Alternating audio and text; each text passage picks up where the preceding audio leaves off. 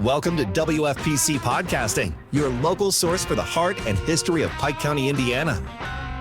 And now, here's your host, Randy Harris. Over the years, Indiana state government district boundaries change. Most of Pike County is now in House District 75, which traditionally was a little more southern than Pike County. So today, northern Pike from the White River and most of Pike County stretches down through Newburgh to the Ohio River to make up District 75. But we have a friend in that seat, Cindy Ledbetter, who is with us today to discuss what's going on with state government and how it affects us. This is Kyle Hathaway with Hathaway Excavating and Rock Yard. We have the equipment and crew to take care of your earth moving needs, septic installs, and digging out what you need dug out. We also deliver rock, and we maintain and pump septics. We're just a couple miles away. Call Hathaway Excavating at 812-582-2646. WFPC is sponsored by the Dustin Schnare Agency for Indiana Farm Bureau Insurance. Dustin and his staff, including Tyler Dillon, are right here in Pike County. It's face-to-face, and they guide you through the process of insurance, whether it's home, auto, farm, commercial, or life. The Dustin Schnare Agency is here to help. Call the Dustin Schnare Agency at 812-766-1117 or stop in at the new office on State Road 61 at Petersburg. This program is sponsored in part by Dr. Clint Schultz with Schultz Eye Care in Petersburg. Schultz Eye Care offers comprehensive dilated eye exams, contact exams, a huge selection of name brand frames for glasses and sunglasses, and if you buy a pair, get a second pair at 50% off and a year's supply of contacts at 25% off. Schultz Eye Care is an independent office and are open through the week except Tuesday afternoon. The phone number is 812-354-9400. Cindy. Good morning. Good morning. It's good to see you. Yeah, you too. You and I have been friends for a few years. Mm-hmm. In fact, I called you and said, Gil Hodges is going in the Hall of Fame. Can you get something on I-69? It was a little bit of a job, but we got it done. Thank you. Thank you. You're welcome. Then with the state, Mark Messmer helped you, and it's there. Yes. And Mark Messmer, he just doesn't get any, he's much more of a gentleman. He's truly a public servant. So Great. Yeah. We're lucky to have him representing District 8. So you are a psychiatric nurse. How in the world did you get wrapped up in politics? Well, I'm a psychiatric nurse practitioner. Politics came as a way, believe it or not, Bible study.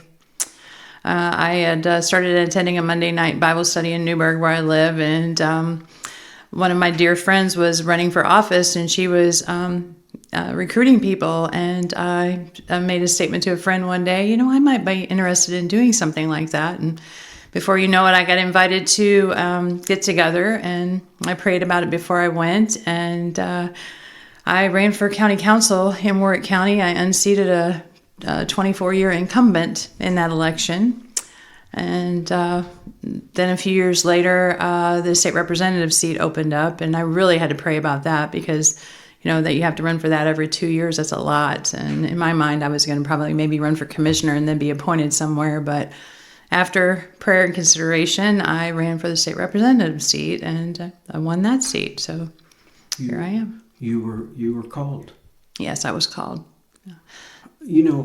They always say in mixed company, never talk about Jesus and politics. That's the story of my life. Yeah, if you can't talk about Jesus and politics, I'm out. Yeah. Maybe some real estate, but it's limited beyond that. So great. Yeah, we're glad that's where you are. Yeah. Talk us through the providence that has led you to where we are now. Where'd you start out? Where'd you start out life? Oh, gosh. Well, I was born in Pennsylvania, and then probably around junior high, I moved to Mississippi. And then as a young adult, I moved to Tennessee. And then from Tennessee to Owensboro, Kentucky. My aunt owned Sonic Drive-In, the restaurant. And I worked there in junior high, high school. It's how I saved up and paid for my first car. And then I worked for her in Tennessee. And then I moved to Owensboro to help manage the store there. And I was working about 72 hours a week and just wasn't making a whole lot of money. And there was a big city that had all these jobs named Evansville. And I accepted a position managing, at that time, it was a Shell station across from U of E. And I moved over to Evansville. And give us a year. That's probably 1993. Moved to Evansville in 93.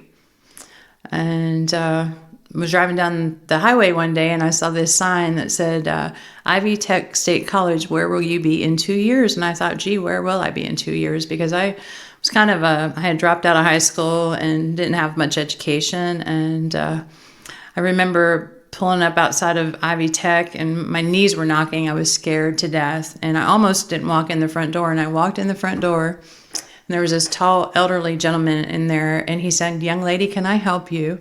And I said, "Well, sir, I'd like to go to college, but I just don't know where to get started." And he took my hand and he walked me through the door of the admissions office, and it just changed my whole life. Wow. Yeah. What a story. I was probably about 25 or 26 years old at the time. Let's take a step back. Explain this Sonic thing to me. Did your aunt own Sonic, or did she own just a couple? I mean, you're going from Tennessee to Owensboro. Did she own several franchises? Yeah, Sonic is a franchise, yes, and she owned 3 in Tennessee, 1 in Arkansas, I think, and then she was branching off into Owensboro, and that's what brought me in that direction. So that has taken off in the last 30 years. It's gotten much more. Yeah, I can car hop. I can do the books. I mean, I was writing paychecks back in the day where you wrote them longhand and you filled out the little portion on the side for all the taxes, I can fry a burger, do the fountain, all of it. You can clean the restrooms. Mm-hmm. I despise food service. It is an awakening. And since we were involved in it for 8 years, I respect people in the food service industry much more than I did prior to that. Oh, yes, I definitely respect them, but it's not something for me. Yeah. It's a hard job. It is a hard job. Yeah. And keeping people happy over, I didn't want pickles. No tomato. So, you're going to Ivy Tech. Yeah, so I went to Ivy Tech, and I started off in computer science, and that was back when it was MS-DOS, I think it was, before we had Windows, right? And there was a bunch of guys that kind of looked like Bill Gates with their pocket protectors and stuff back huddled over the machine, and I thought, I don't belong here. And so then I shifted to medical transcription, where you type the notes up for, the physicians. And I remember typing in class, and I remember shoving that keyboard away going, I'm not doing this for a living. But I really liked the medical terminology. So I enrolled in the nursing program. And it took me, that was probably 93. In 2023, I got my doctorate in nursing. Wow. Yes, and fast forward all those years later, I'm now typing my own notes. But yes, it's been a long long that journey. was a 19-year process. Yes, it took for me to get it done, from my associates to my bachelor's, my master's, and my doctorate. Wow. Yes. Congratulations. Thank you. And then you're at Bible study one night, and a friend says, we need to be involved. And you said, well, it can be me. So you go through your journey and your steps in politics, and then all of a sudden you're elected state representative. Is it everything you had hoped it would be? Well, I don't know about hope that it would be. It's interesting. I'm learning as I go. Politics sometimes gets in the way of good policy, if that makes sense. And sometimes, that's a little frustrating. But I want to be joyful in what I'm doing, and I'm getting better at that every day. And gee, think of all your learning. I am learning. That's my favorite part of, Indiana. In the House, I'm a Republican, and there's 100 people in the House, and right now the majority, there's 70 of us Republicans. And in that room, we're a citizen legislature, and you have teachers, you have entrepreneurs, you have nurses, you have doctors, you have lawyers. Yes, you have a lot of lawyers, a lot of real estate people. But my favorite part is the knowledge that everybody brings into the room and all the different interpretations and thoughts about things, and just how much I learn and absorb. It's just amazing to me. And I love learning. I think that's my favorite part of life. So that's probably what I enjoy the most. The way things change in Indiana, Daryl Schmidt, our senator, was in here last year, and he told us he is the only, and maybe it's changed, he is the only full-time farmer. Mm-hmm. And used to, we were made up of a lot of farmers. It's all changing, isn't it? It is. It is. As a newcomer, you've been in 2 terms? Three, yeah.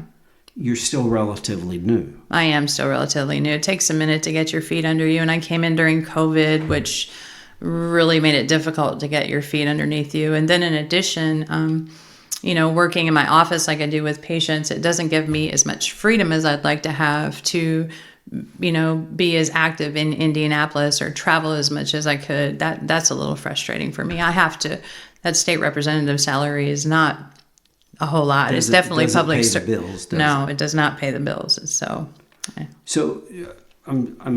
squirrel around some, Cindy. You probably realize that, but you're a psychiatric nurse practitioner. What does she do? What do you do as a psychiatric nurse practitioner? I prescribe medications for people that have anxiety, depression, ADHD, things like that. Mostly here lately, it's been ADHD. There's an explosion of adults who are struggling with attention deficit disorder, and I'm not sure. It's that computer. You think so? It's that, you pull up to do something and something pops up and you think, oh, that's interesting, mm-hmm. and you click on that and you're gone for 10 minutes. Well, and a lot of the other providers don't like to prescribe narcotics, and a lot of the ADHD medicines are narcotic, and that falls under my umbrella, my specialty. So, I just focus on one subset of medication. So that's what I do. I do a little bit of therapy in there, but I'm not trained as a therapist. Yeah. And you can always introduce them to Jesus. That's great therapy. Well, I do work for myself, and there is that opportunity sometimes. Yes. Right. Yeah. Is in your 3 terms, have you had any accomplishments yet that and I know you're still pretty new, but have you been able to accomplish anything that you think, I'll put my name on that? Well, I've got a few things passed, not anything that I consider to be, a super accomplishment. Initially, my very first thing I tried to do was I tried to, pass legislation that said that people weren't going to be forced to take the COVID vaccine, and that was shut down on me. And I was so frustrated because I felt like I wasn't listened to by leadership in Indianapolis, related to that issue. You were a rookie. I was a rookie, and they said that wouldn't happen. It wasn't ethical. And then 1 week before we finally came back and passed a bill that said that you weren't going to have to be forced, my daughter was forced to take the vaccine because she works in healthcare. And I was trying to protect her. I was so frustrated, and it was very, very frustrating to me. It's not that I'm an anti-vaccination person, but I believe in that situation with it being so new. It was so new. That people should have been able to have a choice. And I think there are a lot of red flags still coming out today. There is some data actually about a POTS syndrome, which is postural orthostatic tachycardia syndrome, especially in young women, because they had talked about young men's hearts being inflamed from the vaccine. Well, I think there was also some inflammation involved with women as well, because we're seeing more and more of that, whether it be with the vaccine or with COVID itself. There's been an increase in that, and there is some scientific data coming out on that. So we will probably continue to see as a result as we move forward. Wow. Do you see anything like that bouncing back again? We are so on edge when we hear anything about the viruses. Well, when it comes to China, I don't trust. Sure. I don't trust much of anything. Who knows what could happen? So it's a type of germ warfare. Yeah, definitely, yes.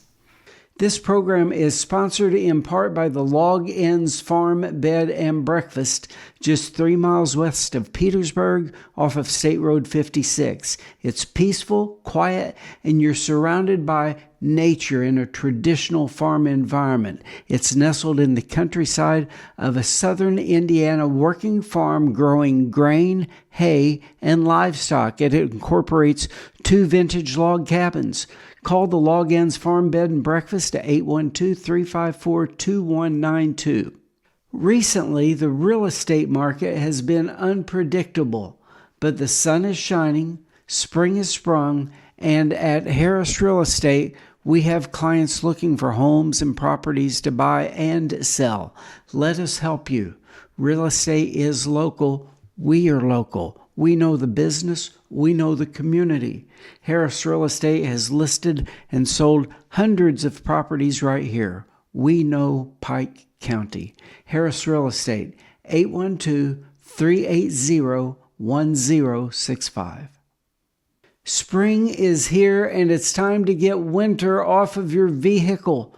When you wash your vehicle on a regular basis, there are many advantages. You're easier to see, you preserve the life of your vehicle, help maintain its value, enhances vision, and it just looks better. And washing with a wand, you can get into those crevices underneath, brush with a soft bristle brush, and then hose it off. Stop by Petersburg Car Wash today, 401 South 9th Street, Petersburg. Keep it clean. Do you have any goals that you're working on right now that we're getting toward? Oh, yes. I have a very big project. I actually worked on it all weekend. We have a coal slurry pit in Warwick County. It's the Ashire, it's called the AMAX Ashire Coal Slurry Pit, and it has several millions of gallons of coal waste in it. And our county surveyor last year brought up that he's fearful that this dam could fail, and as a result, we could have an environmental disaster that would affect Pigeon Creek and all of our wildlife and things like that. In 1972, they had this Buffalo Creek disaster as a result of a slurry pit failing. And where was that? That was in Virginia. I think it may be West Virginia. Anyway, there was some, a lot of businesses destroyed, people displaced, some lives lost. And as a result of that, legislation was passed to improve those impoundments. But this impoundment was done before that legislation was passed. And just most recently, under Governor Braun's executive order, Indiana IDEM and DNR did a report to evaluate the possible benefit of these coal slurry pits having rare earth elements. So I worked very hard all weekend to put a presentation together to try to develop a public-private partnership pilot program to try to harvest some of those minerals out of this slurry pit and get it closed down so that we can prevent that environmental issue from happening in the future, and see if there's any value to the state as it relates to rare earth elements and coal slurry pits. Well, you're Pike County. That's our MO. I think there might be about 39 in Pike County. I was looking up this morning. Yes. Yeah. In Warwick County, where I live, in Pike County, yes, I have Warwick, Pike, and Gibson. My whole district is corn and coal. I mean, that is where, I'm very rural. I think my largest city is Boonville. I have about 8,000. But, Yes, all coal and corn. Wow. Well, keep us updated and let us know what you need from us. Yeah, I'm meeting with IDEM this week, so I'm excited to move forward on this project. It's going to be a big project. Yeah. You know, one of the volatile topics up here has been Centerpoint. Oh my! And just having responsible electric reliability, and people are livid about some of these utility bills. Are you working on that yet? Well, so I filed a bill this year to allow for electricity to become a choice. You know, the consumers can choose who your electric provider is. So in that situation, CenterPoint, very much like cell phone towers, CenterPoint would still own the infrastructure, but you'd be able to pick where you wanted to buy your electricity from. So if you were a person who believes in renewable energy and wanted to purchase just energy from solar, you could do that. Or purchase your energy from nuclear, you could do that. But I don't sit on the utilities committee. I don't have any, political pull in that area, but I filed that bill to get the conversation started because I think that would help to bring the costs down. The argument, the pushback from leadership was that it actually increased cost, and I'm not sure that's necessarily true. I think what people need to understand was it's not Centerpoint. Centerpoint's not the problem. The problem started at the federal level. And I don't know if this goes back to President Obama saying, under the cap and trade system, your electric bill is going to skyrocket and it's going to be way too expensive for coal to even, do anything. And because Indiana was primarily a coal state, when the federal government passed all these regulations, that affected us. So, to give you an example, natural gas burns 35% cleaner than coal. So because the utilities were responding to the federal government's rules, CenterPoint moved into our area because they were primarily gas to do all the conversions, right? So they're a business. They see, hey, we've got an opportunity here. They move in. They convert our coal over to natural gas so it burns cleaner to meet the federal standards. And then we, the customer, have to pay for that. And, it's not CenterPoint's fault that the federal government put these regulations in place to reduce carbon.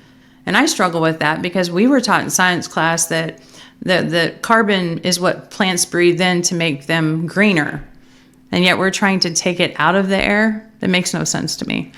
But that's a whole side note.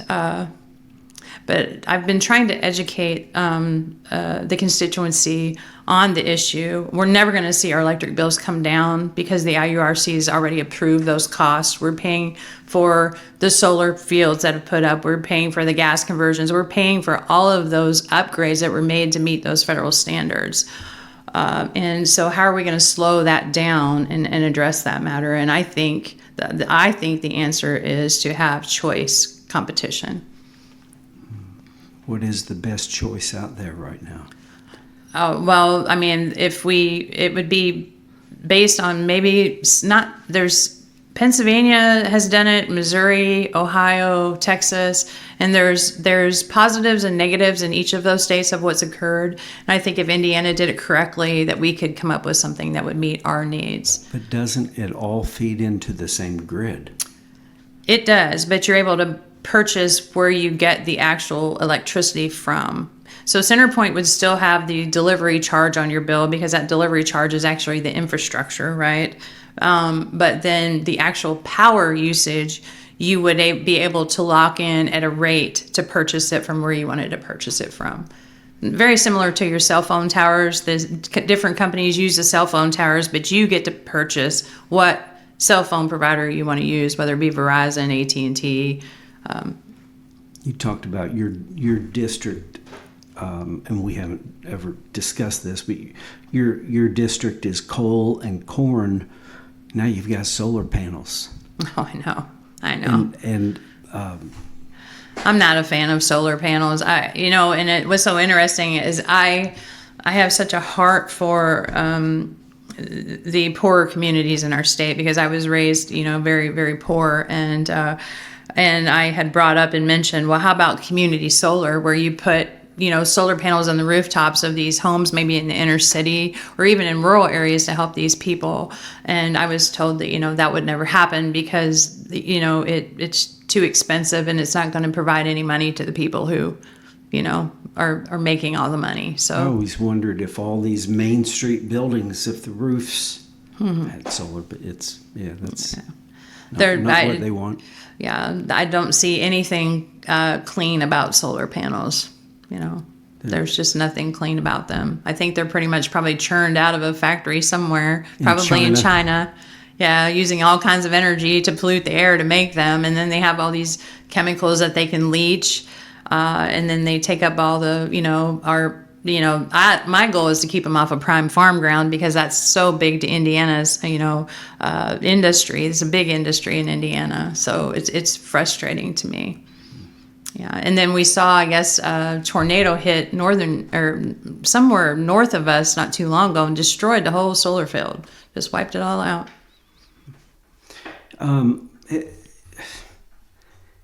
Do you know anything about data centers yet? Oh boy, that's a hot topic in my area.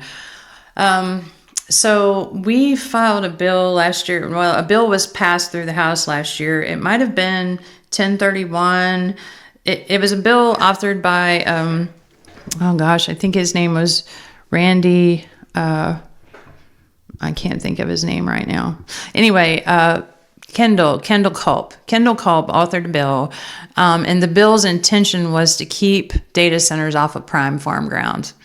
And as a result, it set up a process where the people that wanted to open the data centers would need to make an agreement with the county that they would get, and they would have to give so much money back to the county or the community that they were in.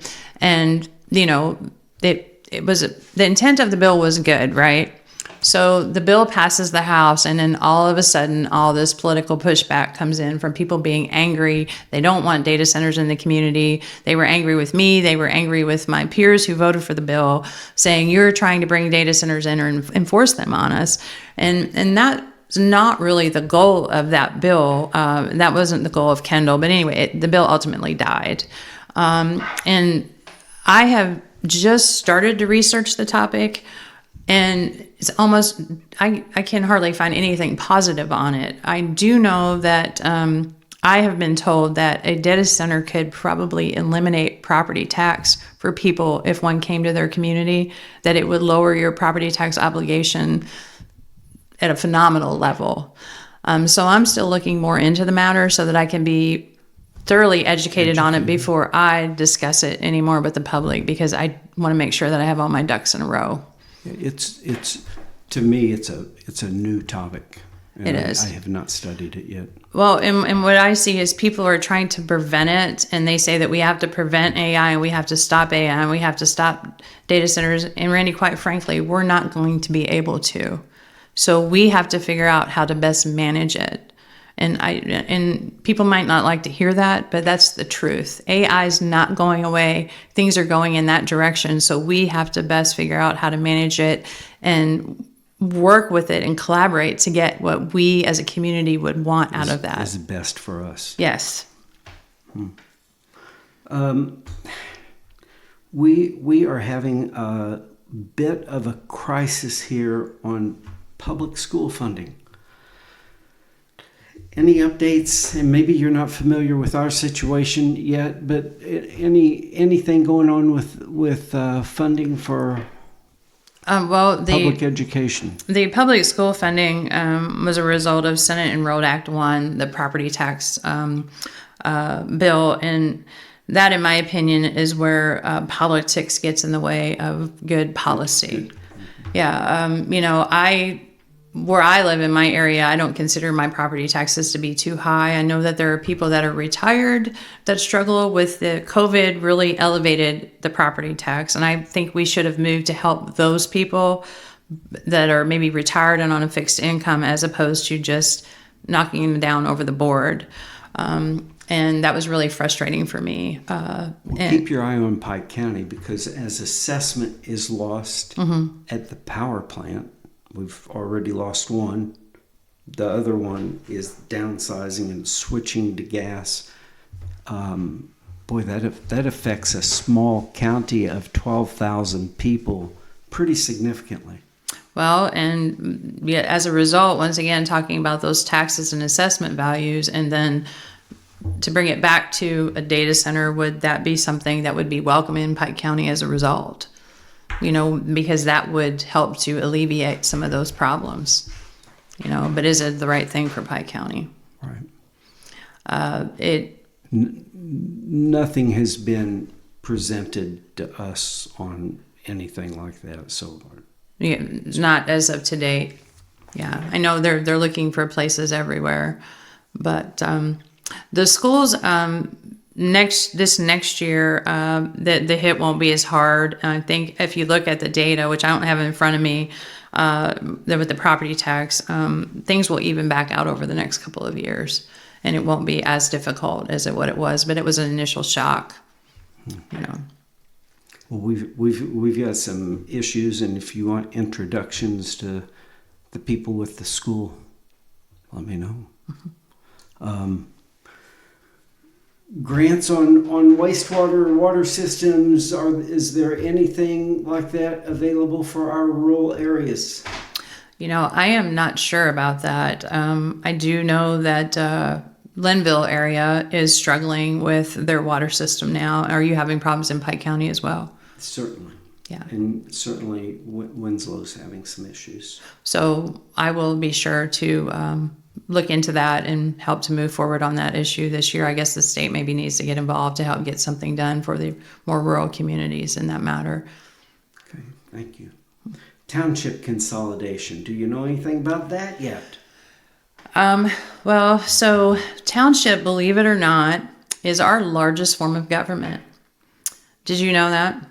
Well, it makes sense because there's so many of them. There are so many of them, and I think it's about 4,000 employees total if you have your township board and the township itself, and all the townships in the state, and it's expensive, and we should consolidate, and we get a lot of pushback, from the township association related to that matter. They're like, well, who's going to mow the cemeteries and who's going to manage the care for the poor? And, they kind of want to shift that under the authority of the county, right? Maybe under the county commissioners, or have an office to do that. And that bill has been filed for several years by a friend of mine, who's retired, Karen Engelman, and then it was taken over by a new legislator this year. I think consolidation is a smart thing as it relates to the township. I don't think we need to do away with township government, but we definitely can consolidate. One of the things is getting people to hold these seats. They're not there, and politics has become so nasty that people don't want to run for office anymore. And it's hard to fill those roles with qualified candidates who have some knowledge of what they need to. For very little pay. Yeah. Oh, yes, for sure. Yeah. Well, I think a lot of farmers like to be over the townships because it provides them with insurance. They have medical insurance for their families. Yeah, maybe not here. Yeah. Yeah. So, what are you seeing in Pike County? Just concerns about what's coming forward. I don't have a strong opinion yet. It's not really been presented to us. But. Yeah. It's a whole layer of government that you wouldn't realize is your largest form of government in the state. Mm-hmm. Yeah. I'm going to switch gears. There's something else to talk about besides Jesus and politics. You had a bit of a problem getting here this morning. Oh, yeah. You've got a new addition. I adopted a rescue dog. His name is Felix. And when I got home last night, I had spent all weekend working on the slurry pond presentation. And when I got home last night, he had eaten through a whole box of Sam's protein shakes with cardboard. And I had, and me trying to get the mess cleaned up, I stepped on one of the boxes and it spewed chocolate protein shake all over my walls. So I spent the morning, I cleaned up some last night, and then I got up this morning and found more. So I've been scrubbing walls and cleaning carpets and mopping. He's a pill. Felix, yes. So I had posted on Facebook, do I need to get a dog or a cat? And everybody's like, well, you need to get both. And so I went and adopted the cat on Wednesday. And then one of my dear friends said, Cindy, I'm just getting a feeling you need to get the dog. And I was going to pick the cat up on Friday. So on Thursday, I got the dog. And one of my friends was talking to me. And I said I had named the dog Felix, but I didn't know what to name the cat. Oscar. And he said Oscar. Yeah. So a shout out to the Odd Couple. We got Felix and Oscar. I think their roles are reversed. Yes. I think Felix is more of a mess than Oscar. Oh my goodness. He is What flavor is he? What? He looks like, I think he's a mixed breed, but he looks very much like a full bred, what they call, I guess, a cream golden retriever. Oh. A cream retriever. Pretty dog. Oh, he's beautiful. Yeah. And he had those sad eyes and he was looking up at me when, at the adoption center, and he was very chill and calm. And Oscar was a little crazy, but I think they're switching on me. I hate to leave him in his kennel, but I keep forgetting, I guess because of his size, that he's as young as he is. So he's going to be in the kennel for a little bit longer. They're supposed to be smart. Yeah. Oh, he's smart. He knew how to get that box open and drink about 4 or 5 of those protein shakes. So just looking at this district one more time, wow, you've got a lot of miles to cover from the White River to the Ohio River. It is a lot of territory, isn't it? It's very rural, very rural.